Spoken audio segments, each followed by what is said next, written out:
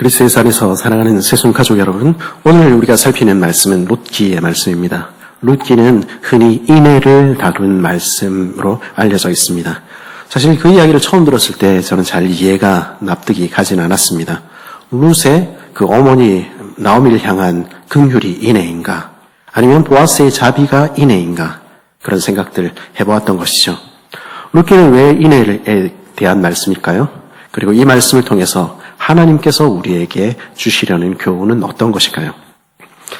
지난 말씀 전체에서도 다뤘습니다만 이 인애 헤세드라는 말은 두 가지로 번역이 됩니다. 그 한 가지는 변함이 없는 사랑, 신실한 사랑입니다.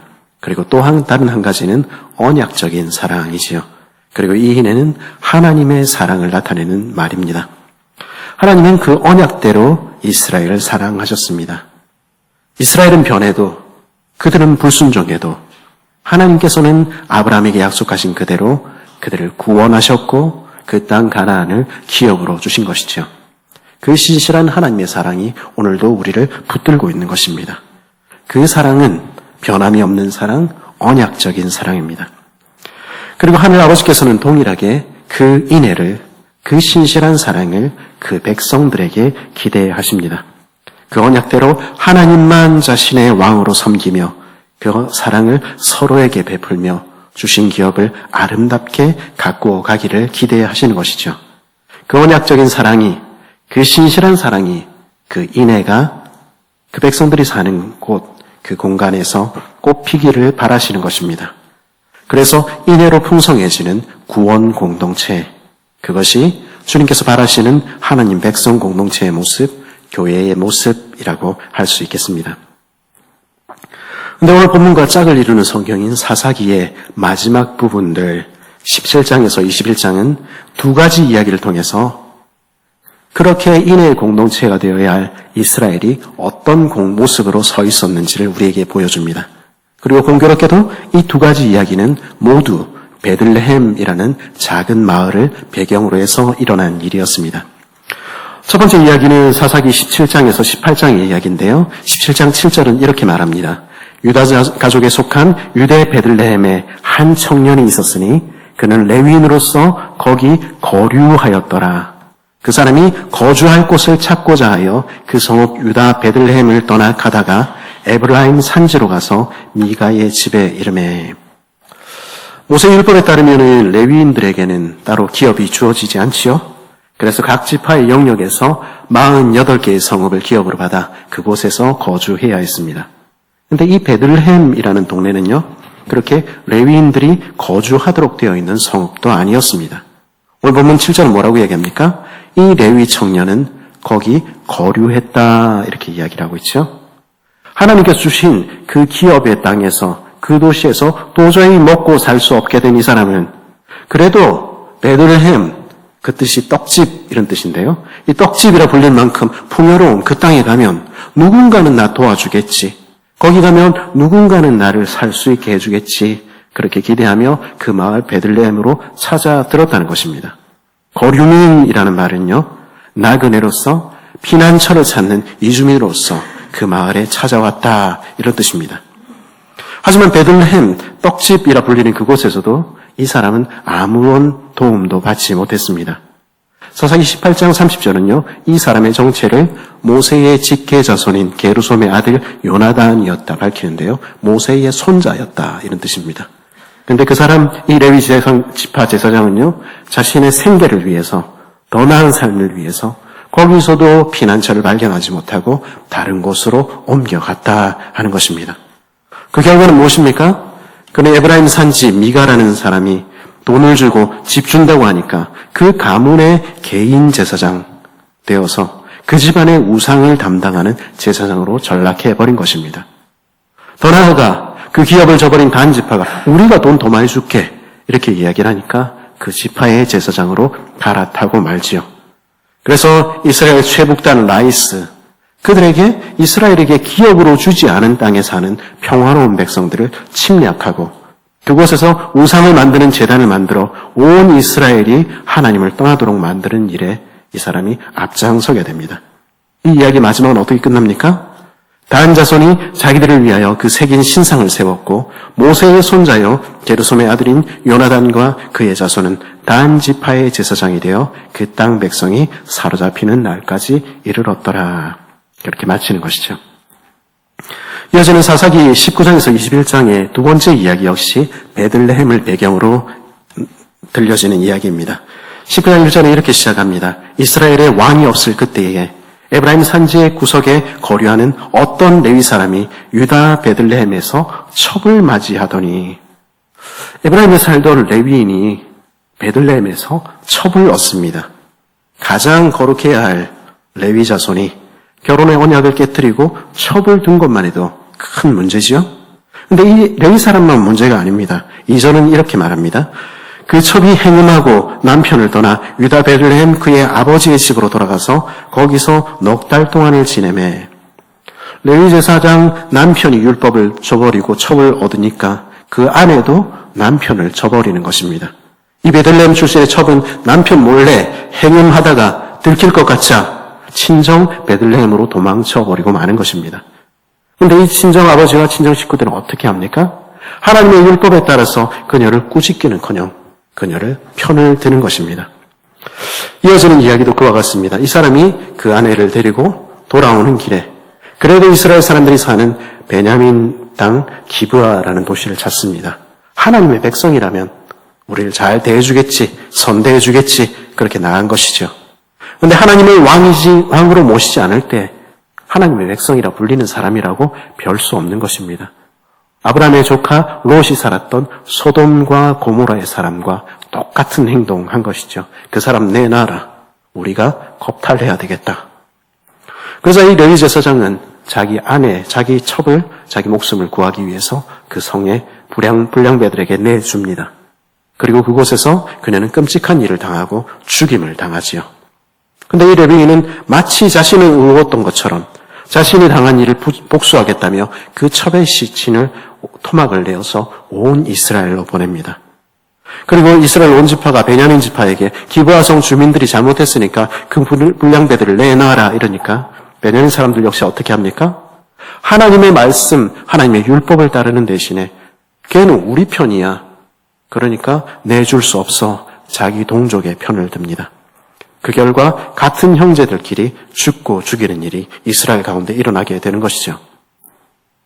이 베들레헴을 배경으로 일어난 두 이야기는 그 시대가 얼마나 인애가 없던 시대인지, 하나님의 백성이라 불리는 사람들조차 하나님을 왕으로 모시지 않고 그 율법을 무시하며 살았는지를 보여줍니다. 인애는 사라지고 언약은 저버린 시대가 이 사사 시대였죠.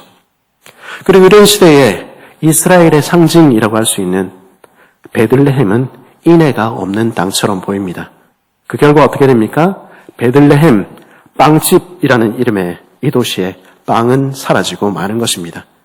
하나님을 저버리고 그 이웃을 저버린 그곳에 하나님의 은혜의 비는 내리지 않는 것이죠.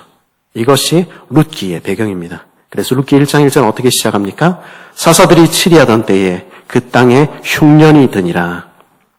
유다 베들레헴의 한 사람이 그의 아내와 두 아들을 데리고 모압 지방에 가서 거류하였는데, 바로 이 시대에 엘리멜렉이라는 베들레헴의 유력한 사람이 흉년을 피해서 그 주신 기업 베들레헴에 있는 자기 땅을 팔고 모압 땅으로 떠납니다. 아마도 이 시기는 추정컨대 모압이 이스라엘을 괴롭히고 지배하던 식민지 시대였던 것 같습니다. 하나님이 주신 기업이지만 이 사람은 아랑곳하지 않고 아직 값 좋을 때 팔아치우고 이방 땅 더 살기 좋은 곳으로 떠나는 것입니다. 떠나는 사람의 이름이 무엇입니까? 엘리멜렉이죠. 이 사람의 이름의 뜻은 나의 하나님은 왕이시다, 이런 뜻입니다. 하나님이 나의 왕이시다. 하나님이 내 삶을 책임지실 것이다. 그분이 우리를 구원하실 것이다. 이 사람 그런 경건한 이름 가지고 있는데요. 사실은 그 사람은 그 언약 믿지 않는 것이죠. 하나님에 대한 신실한 사랑, 그의 마음에 없는 것입니다. 그래서 그들은 이방 땅 모압으로 떠나갑니다. 이런 이 가족의 모습은 인애가 없는, 언약에 대한 신뢰도 없고 신실함도 없는 이스라엘의 모습을 상징적으로 보여주죠. 그러나 하나님의 백성 엘리멜렉이 왕이신 하나님을 저버렸을 때 그 가족 손에 남는 것은 무엇입니까? 그는 하나님을 버리고 세상으로 가면, 모압으로 가면, 다른 신들의 땅으로 가면 풍요를 누릴 수 있을 것이라 생각했습니다. 그 결과는 무엇이었습니까? 엘리멜렉도 죽고 그의 두 아들도 죽는 것입니다. 아무것도 남지 않는 것이죠. 하나님을 왕으로 섬기지 않는 그곳에 행복이란 없는 것입니다. 그래서 그의 아내 기쁨이란 이름을 가졌던 나오미는 돌아오면서 무엇이라고 고백합니까? 내 인생은 말하다. 쓰디쓴, 비탄 이런 뜻이죠. 내 인생은 쓰디쓴 비탄만이 내 인생에 남았다 고백하는 것입니다. 엘리멜렉, 하나님을 왕으로 섬기는 일 저버리자 나오미 기쁨도 사라진 것입니다. 그것이 이스라엘의 모습이었죠. 그런데 그렇게 레위 제사장도 유력자 엘리멜렉 같은 사람도 다 떠난 그 땅 베들레헴에 여전히 남아 있었던 사람이 있습니다. 그 사람의 이름은 누구입니까? 그 사람은 보아스라는 사람입니다. 이 보아스라는 이름의 뜻은요, 그 안에 능력이 있다. 그분 안에 힘이 있다. 이런 뜻입니다. 하나님이 나의 힘입니다. 하는 뜻이죠. 이 사람의 이력은 특이합니다. 그의 어머니는 누구입니까? 그의 어머니는 여리고를 무너뜨리시던 그때 하나님을 나의 하나님으로 삼고 구원을 얻은 이방 여인 라합이었습니다. 그의 아버지는 바로 당시에 여호수아가 보냈던 두 정탐꾼 중에 하나였던 살몬이었던 것이죠. 그는 여리고를 무너뜨리시고 이스라엘을 구원하신 하나님의 인애, 이방인이었던 자신의 어머니를 환대해 주시고 하나님의 백성으로 삼아주신 하나님의 인애가 무엇인지 아는 사람이었습니다. 그러기에 그는 죄로 완전히 무너졌던 유다의 집에 다말을 통해 주셨던 인애를 기억하며 모든 것이 끝났다 생각되는 지금도 하나님께서 역사하실 수 있을 것이라 믿은 것입니다. 여리고를 무너뜨리실 때 라합에게 베푸셨던 그 하나님의 인애를 기억하며 그 자신도 인애를 베풀며 살기로 작정한 것이죠. 어떤 순간에도 그는 자신의 힘 대신 하나님을 기억하며 여전히 하늘을 바라보며 그 땅에 머물기로 작정한 것입니다. 그는 모두가 소망이 없다고 하는 그 땅에서 아무도 하나님의 언약을 기억하지 않고 그 이웃을 돌아보지 않는 땅 베들레헴에서 여전히 하나님을 왕으로 섬기며 그 언약을 붙들고 살아갔습니다. 그래서 그 땅은 어떻게 됐습니까? 룻기 1장 6절은 이렇게 말합니다. 그 여인이 모압 지방에서 여호와께서 자기 백성을 돌보시사 그들에게 양식을 주셨다 함을 듣고 이에 두 며느리와 함께 일어나 모압 지방에서 돌아오려 하여 여호와께서 자기 백성을 돌아보시는 것입니다. 그 베들레헴으로 다시 추수할 곡식이 풍성한 땅, 빵 굽는 연기가 솟아오르는 곳으로 바뀌신 것입니다. 베냐민 오른손의 아들 왼손잡이 에웃을 들어서 그 땅을 지배하던 모압 왕 에글론을 물리치시고 평화를 주셨을 뿐 아니라 그 베들레헴 가득 풍요를 허락하신 것입니다. 그리고 보아스는 풍성한 부를 얻게 된 것이죠. 근데 이 보아스는 자기가 부유해졌다고 그 자신이 복을 받았다고 그것으로 만족하며 살지 않았습니다. 왜냐하면 그는 인애가 무엇인지 알았기 때문입니다. 그래서 그는 어떻게 합니까? 그 복이 내게만 아니라 나를 통해서 모든 사람에게 흘러가기를 구하는 것입니다. 2장 4절에 나오는 보아스와 그의 밭에서 이삭을 베는 자들의 인사는 하나님께서 주시기 원했던 나라의 모습이 어떤지 우리에게 보여줍니다. 룻기 2장 4절인데요. 마침 보아스가 베들레헴으로부터 와서 베는 자들에게 이르되 여호와께서 너희와 함께 하시기를 원하노라 하니 그들이 대답하되 여호와께서 당신에게 복 주시기를 원하나이다. 하나님께서 그 백성 가운데 계셔서 왕이 되시기를 원하는 공동체. 그래서 하나님의 복이 서로에게 흘러 넘치기를 구하는 공동체. 그 모습 속에서 베들레헴은 다시 풍성한 공동체, 작은 천국이 되어가고 있었던 것입니다. 그리고 이 보아스는요, 모두가 하나님의 법을 따르지 않고 하나님을 왕으로 섬기지 않는 그때에도, 모두가 자신의 이익만 추구하는 그때에도 하나님의 율법과 그 언약을 기억하며 그 복을 흘려보내기로 작정합니다. 그래서 보리 추수하는 그의 밭에 떨어진 이삭주로 온 이방 출신의 거류민 룻을 환대하지요. 내 어머니도 저랬었는데 자신의 어머니 라합을 환대하셨던 하나님을 기억하며 그녀가 배고플 때에 떡을 주고 그녀가 목마를 때에 마시게 하는 것입니다. 이런 보아스의 환대가 룻기 2장 12절에 등장하죠. 여호와께서 내가 행한 일에 보답하시기를 원하며 이스라엘의 하나님 여호와께서 그의 날개 아래 보호받으러 온 내게 온전한 상 주시기를 원하노라. 이것이 그 땅에 이방인으로 온 룻을 향한 보아스의 말이었습니다. 그리고 룻과 나오미는 돌아온 그 땅에서 이 보아스를 통해서 하나님의 환대가 무엇인지 비로소 경험하게 되는 것이죠. 그리고 보아스의 이런 환대는 거기에 멈추지 않습니다.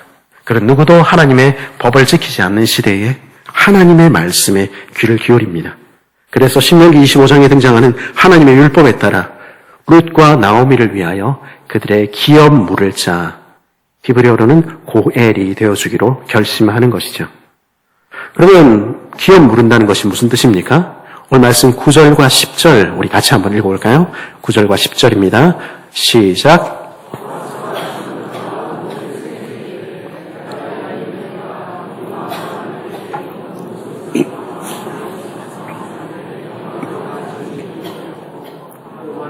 나는 모압 여인 룻을 사서 나의 아내로 맞이하고 그 죽은 자의 기업을 그의 이름으로 세워 그의 이름이 그의 형제중과 그곳 성문에서 끊어지지 아니하게 하매 너희가 오늘 증인이 되었느니라 하니. 보아스는 지금 어떻게 하겠다는 것입니까? 자신의 돈으로 나오미가 그 죄로 말미암아 잃어버린 기업을 사겠다는 것입니다. 그리고 룻과 결혼하여 엘리멜렉의 후손을 낳아주겠다는 것입니다. 그리고 그 아이에게 자신이 산 그 기업을 다시 돌려주어서 그 집안을 다시 회복시켜 주겠다는 것입니다. 내 돈과 내 삶 들여서 그들을 회복하겠다 하는 것이죠. 누가 그런 바보 같은 일을 하려고 하겠습니까? 그래서 오늘 본문 6절에 등장하는 한 베들레헴 사람, 보아스보다 더 가까웠던 친족은 뭐라고 말합니까? 그 기업 물을 자가 이르되 나는 내 기업에 손해가 있을까 하여 나를 위하여 물으지 못하노니 내가 물을 것을 네가 물으라. 나는 물으지 못하겠노라 하는지라. 내가 손해볼 일을 내가 왜 하냐는 것이죠. 내가 이익을 얻고 내 삶이 나아지는 것이면 모르겠는데 내가 친척이라고 내가 왜 다른 사람을 위해서 희생되어야 되겠느냐. 나는 그렇게 못하겠다 이야기하는 것이죠. 이것이 아마 일반적인 사람들의 생각, 그 땅을 살아가던 사람들의 법일 것입니다. 그러나 보아스는 그 일 내가 하겠다 말하는 것입니다. 내 형제, 내 자매들이 다시 하나님의 언약적 사랑 안에 복된 삶 살도록 그가 치러야 할 모든 대가 내가 감당하겠다는 것입니다.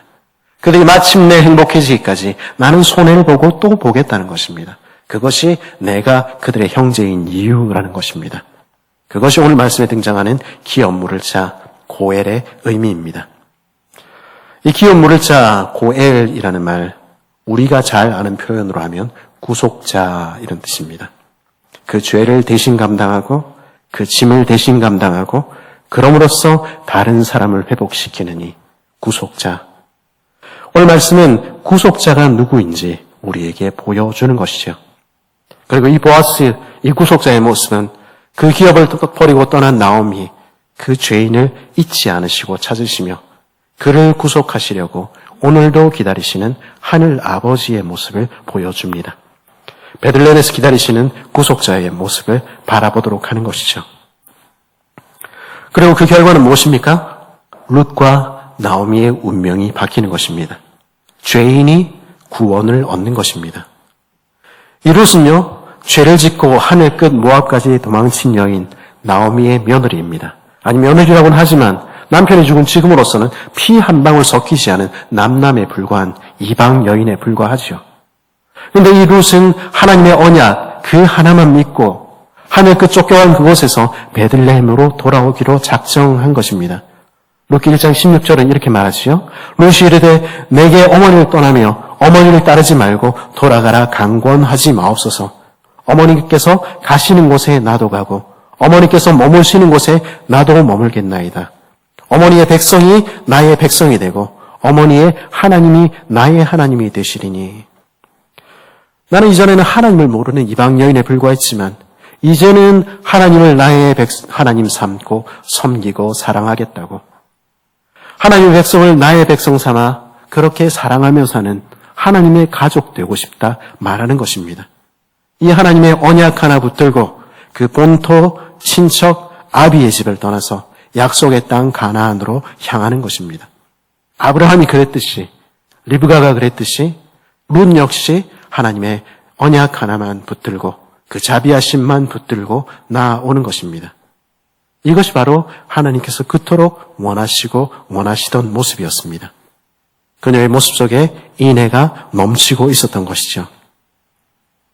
그래서 베들레헴에서 기다리시는 구속자, 그리고 하늘 끝 쫓겨난 그곳에서 언약 하나만 믿고 돌아온 이방 여인 하나, 그들이 만난 곳에 아름다운 사랑의 이야기, 인애의 이야기가 피어나는 것입니다.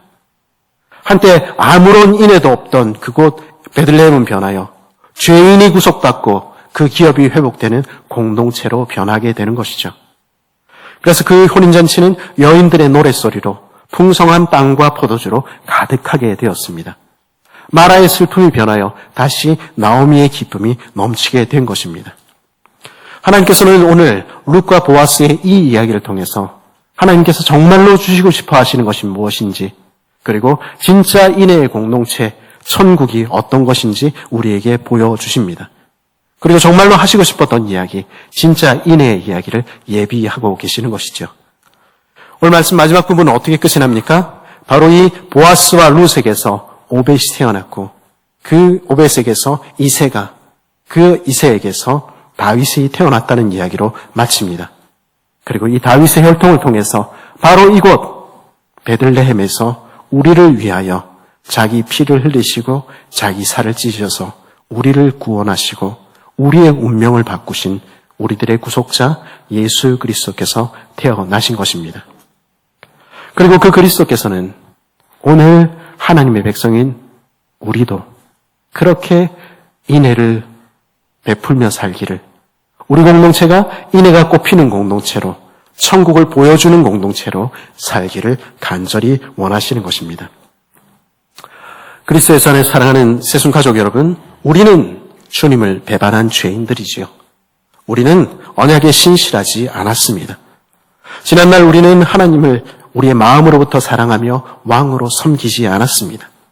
어쩌면 오늘도 우리는 우리에게 주신 이웃들을 사랑하지 않는지도 모르겠습니다. 그래서 우리가 모인 이곳에는 그 언약적인 사랑이, 그 신실한 사랑이, 인애가 꽃처럼 피어나지 않는지도 모르겠습니다. 그래서 엘리멜렉처럼 하나님이 나의 왕이시라 우리는 고백하면서도 우리는 여전히 죄 가운데서, 마라 비탄 가운데서 살아가는지도 모르겠습니다. 그러나 우리의 기업 물을 자, 우리의 구속자 예수 그리스도께서 우리의 모든 것을 새롭게 하시지 않았습니까? 아무도 주를 찾지 않았을 때에도 베들레헴에서 우리를 기다리시던 우리들의 구속자께서는 먼저 우리를 찾으셨고, 먼저 우리의 죄를 대신 갚아주셨고, 그 기업을 회복하여 천국을 우리에게 선물로 주시지 않았습니까? 우리가 다시 하나님의 그 넘치는 사랑 안에 살도록 하기 위해서 그리스도께서 십자가에서 돌아가신 것이죠. 그 분명한 사랑을 우리는 기억하고 있습니까?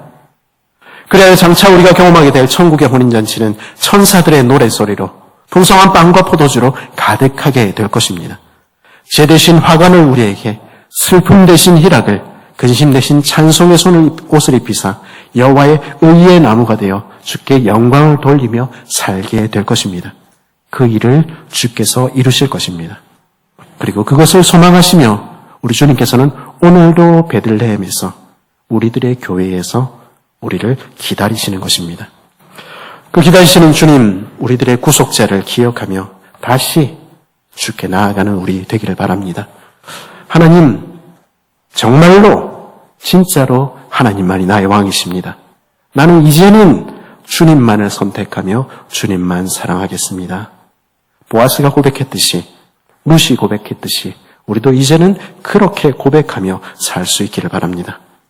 그리고 보아스가 그랬듯이 내게 주신 형제들, 자매들 사랑하되 내게 주신 것으로 내 형제를 배불리며 내 자매를 마시우며 그의 짐을 대신 지며 함께 세워져 나가기를 소망하는 우리 되기를 바랍니다. 그럴 때 우리는 서로에게 구속자가 되며 우리 공동체는 인애가 꽃피는 풍성한 천국 공동체가 될 것입니다. 우리 창원세순교회가 그렇게 조금이라도 한순간이라도 그렇게 천국을 보여주는 그런 공동체 되기를 간절히 바랍니다.